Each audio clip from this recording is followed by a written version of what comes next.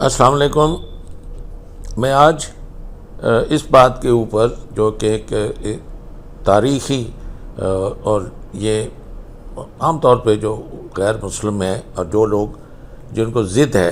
اسلام کے اس دین کے ساتھ، جو کہ اس دنیا میں جو سب سے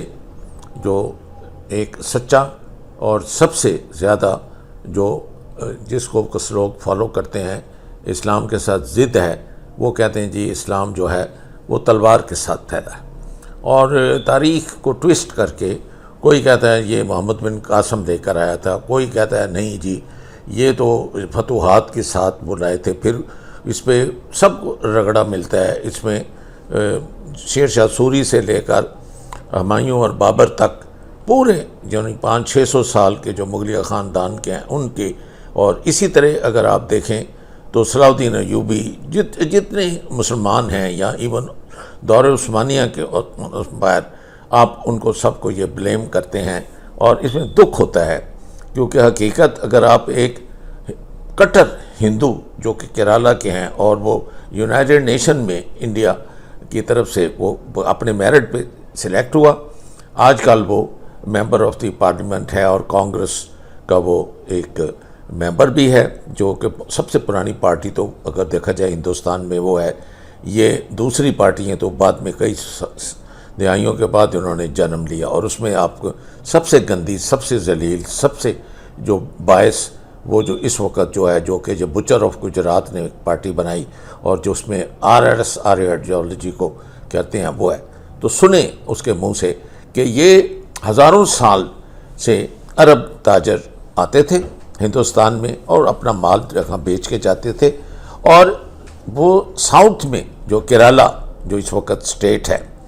اور وہاں لٹریسی ریٹ اگر دیکھیں تو 99% ہے، یعنی اس قدر لوگ پڑھے لکھے، اور شروع سے ہی وہ انڈیپینڈنٹ سٹیٹ رہی ہے، اور انہوں نے اس وقت سے بغیر کوئی کسی کو پرواہ کیے انہوں نے چائنا کے ساتھ بھی انہوں نے تجارت کی ہے، اور انہوں نے عربوں کے ساتھ بھی تجارت کی ہے، ہر ایک کے ساتھ انہوں نے وہ تجارت کی ہے. تو یہ ایکچولی وہ لائے تھے. ان عربوں نے ہزاروں سال پہلے بتایا کہ جی اس عربی انڈین پیننسولا میں جسے کہ ہم وہ یہ فرٹائل جو کریسنٹ ہے، یعنی جہاں پر سارے پروفٹ آئے، وہاں پر جس میں یمن ہے، جس میں جو اس وقت کا موجودی جو اب سعودی عربیہ ہے. سعودی عربیہ تو یہ سعود فیملی نے جو اس کو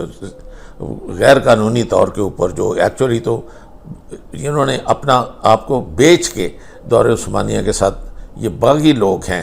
انہوں نے بغاوت کی، اور انہوں نے وہ لارنس آف عربیہ کا آپ نے سنا ہوگا کہ تاکہ دور عثمانیہ کے لوگوں کو ان کو شکست دے سکیں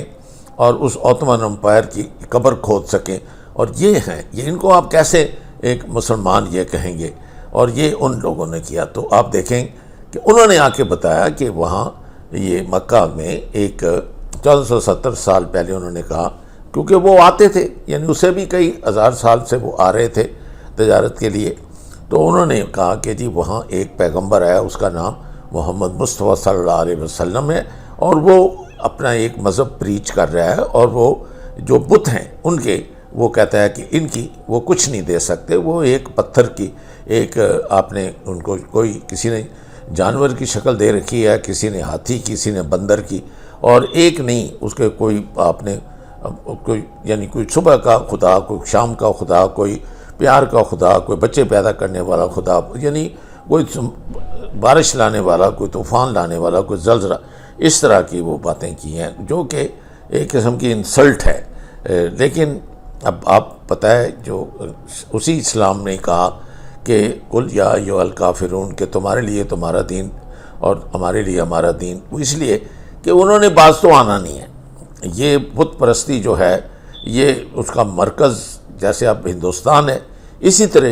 شام تھا، اور شام سے یہ بت پرستی جو تھی اور وہاں سے وہ بت پرستی آئی. اور اگر آپ چاہیں تو نمرود کے ٹائم کے اوپر آپ کو پتہ ہوگا کہ حضرت ابراہیم علیہ السلام کے Islam is a very interesting story. There is a perception in the north that Islam came with the sword with Muhammad bin Qasim in 712. We in the south have a very different recollection. I will speak as a Keralite. From my state, we were used to what the people we today call the Arabs traveling to Kerala every year for 1,000 years before Islam. They were traveling when the winds were favorable across the Arabian Sea. They would come, they would settle on the west coast of Kerala, they would trade, they would marry locally, they would spend a few months, and when the winds changed, they would go back every year after year, for centuries. Centuries.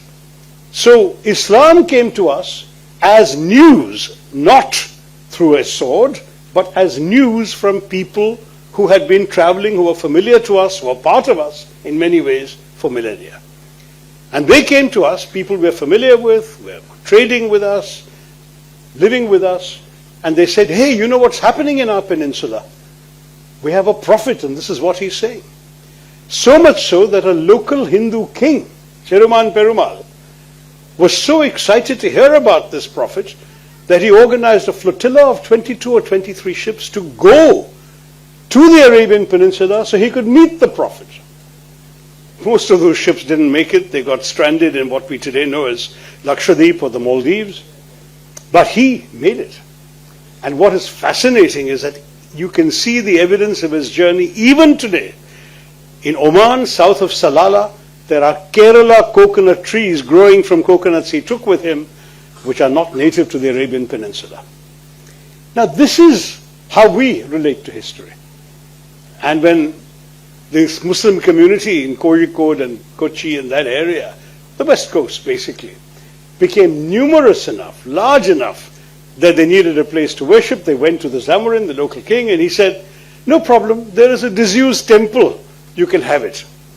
And so the oldest mosque outside the Arab world in Kodungalur in Kerala is still dominated by an ancient Hindu lamp outside the mosque.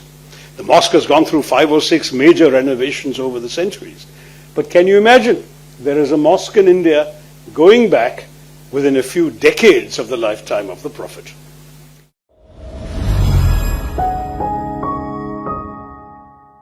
والد محترم جو ہے وہ اپنے بادشاہ کے بت بنایا کرتے تھے، یہ ان کا پیشہ تھا، اور آپ نے ان بتوں کو توڑا، اور یہ ایک آرگومنٹ دی، بتایا ان کو کہ لاؤ اس کو کہو کہ سورج کو مشرق کی بجائے مغرب سے نکالے، تو وہ نہیں کر سکے، تو پھر انہوں نے کہا ان کو آگ میں ڈال دو، تو دیکھ لو پھر کیسے اللہ نے اس آگ کو گلزار کیا۔ تو میں کیونکہ میرا مدعی جو ہے میں اس کے اوپر ہی رہنا چاہتا ہوں، وہ ہے کہ اسلام ہندوستان میں یا اس کانٹیننٹ میں جو آیا ہے